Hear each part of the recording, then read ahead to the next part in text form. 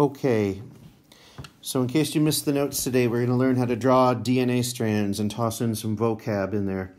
The first thing you need to know is that DNA is a polymer of something called nucleotides. Now, polymer means that it's a lot of things all strung together. Kind of like how an amino acid, said that backwards. A protein is a polymer of amino acids, lots of amino acids put together. And a polysaccharide is a polymer of monosaccharides. So what is a nucleotide? Well, nucleotides are made of three different things. First of all, a nucleotide is made of a pentose.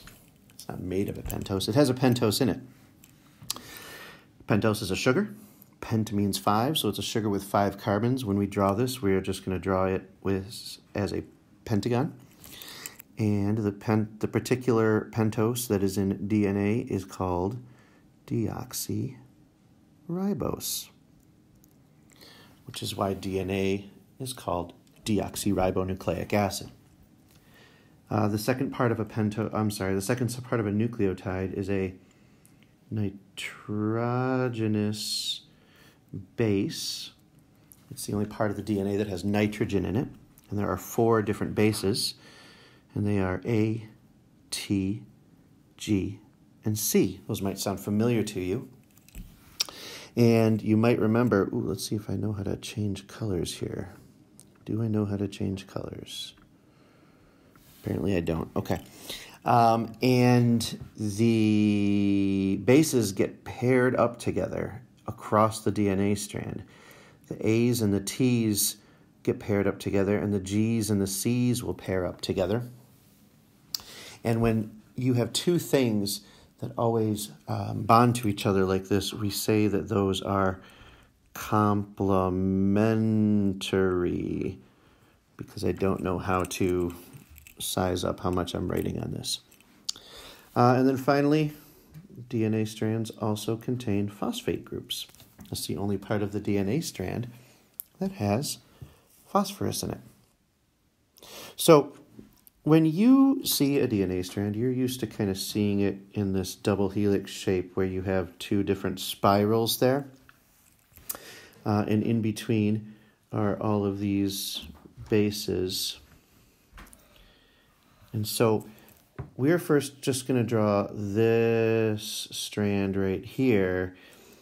And this strand right here only has 1 base on it. So each of these little steps in this ladder is like 2 bases. It's a base pair. So we are just going to draw one of these strands first, and then we'll connect it to another strand and label a couple of things. All right. Now the question is, how do I switch? Oh, it looks like I can erase all this. Here we go. Ready? Hey, this is great. Okay, so how do we draw a nucleotide first? Well, we represent the phosphate by a little circle, and we're going to draw a bond coming down from that circle onto a pentagon. This is our pentose, specifically for DNA, a ribose.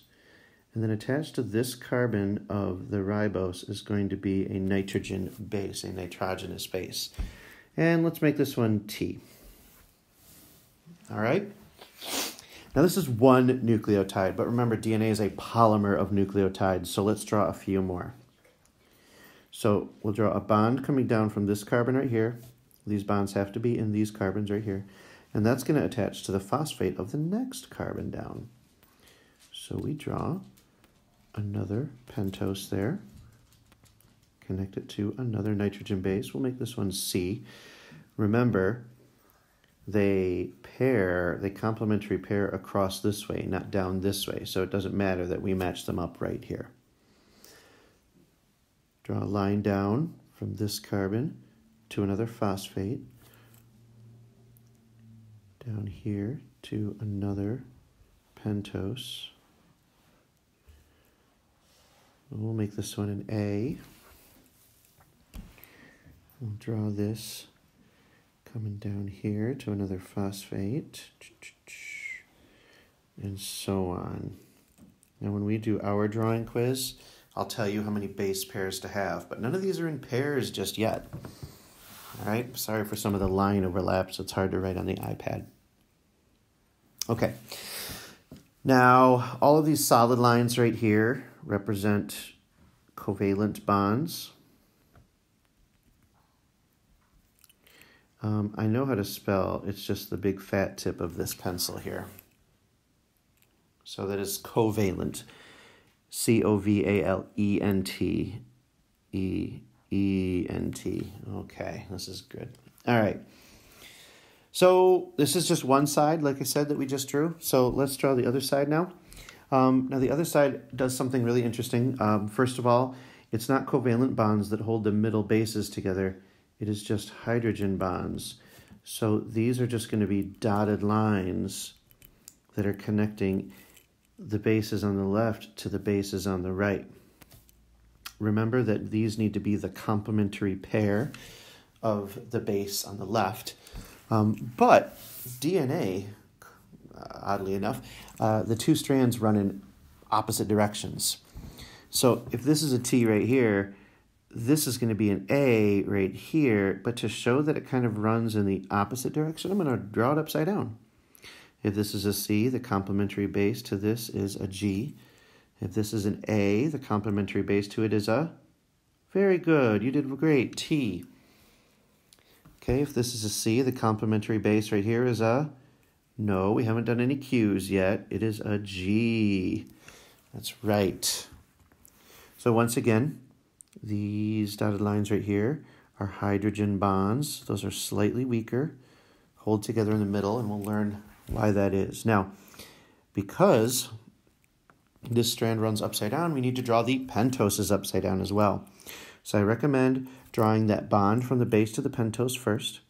And then, if you think of a pentagon like a house, we will draw our pentagons, or the top of our house is going down here. And then we close off each of those pentagons here. And we draw our bonds with the phosphates. A lot of people make a mistake and draw a bond to the top of that house, but there's no bonds that touch the top of that house. We end up with our phosphate down here. Now, a couple pieces of advanced information. Over here, this is for advanced. The top of this DNA strand on the left is what we call the 5' end, and the bottom over here is the 3' end. And since we have the phosphate sticking out of the top down here on the bottom right, this is the 5' end and this is the 3' end. Being able to label those 5' and 3' is advanced. But you do need to know this vocab word right here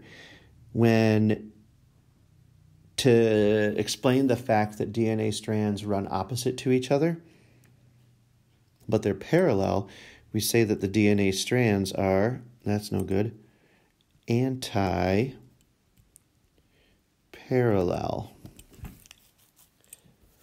That's advanced piece of information number one. Advanced piece of information number two is that in between these bases right here, there's these hydrogen bonds, okay? Now, there are two kinds of pairs. You can either have an AT pair or a GC pair. Depending on the pair, there's a different number of hydrogen bonds. Those numbers are either 2 or 3 hydrogen bonds. And if you want to be advanced, a Google search that will take you no longer than 30 seconds will tell you in which pair there are 2 hydrogen bonds and in which pair there are 3 hydrogen bonds. And if you, let's say, think that the GC has 3 hydrogen bonds, you would indicate that by drawing 3 sets of dotted lines going across between them. Okay. So let's see here. I think I nailed everything, but I always forget things. But this will cover just about everything that we did in class for drawing DNA strands. On the drawing quiz, you will have to draw the DNA strands, you'll have to write the bases in, and you'll have to label certain things. So let me ask you some questions. Can you point at a covalent bond? How about a hydrogen bond? How many nucleotides do you see here? The answer is 8. How many base pairs do you see here? The answer is 4. There are 4 pairs, even though there's 8 bases. You should be able to identify a nucleotide somewhere in here. And a nucleotide is any combination of a base, pentose, and phosphate. This is an example of a nucleotide right here. This is a covalent bond. This is a covalent bond. This is a covalent bond. And the only hydrogen bonds here are all of these dotted ones down here in the middle. All right, I hope this was helpful. Cheers.